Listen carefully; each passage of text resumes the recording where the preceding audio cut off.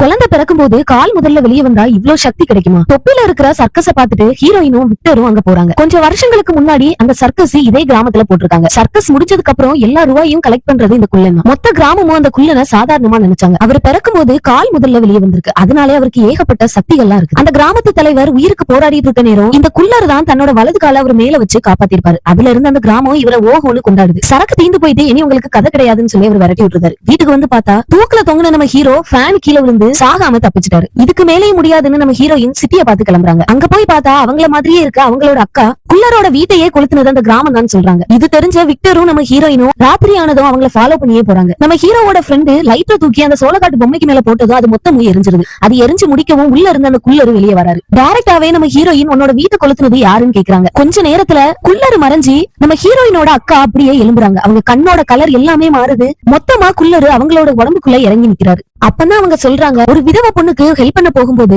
எங்க 2 பேருக்கும் தப்பான உறவு இருக்குன்னு சொல்லி மொத்த கிராமமும் அந்த வீட்டையே கொளுத்திருக்காங்க. எல்லா வீட்லயும் போய் கதவை தட்டி அந்த பொண்ணுக்கு உதவி செய்யுங்கன்னு கேட்டேன். ஒருத்தர் கூட கதவை திறக்கல. ஆனா இப்போ எனக்காண்டி அவங்களே கதவை திறந்து வைக்கிறாங்கன்னு சொல்றாங்க.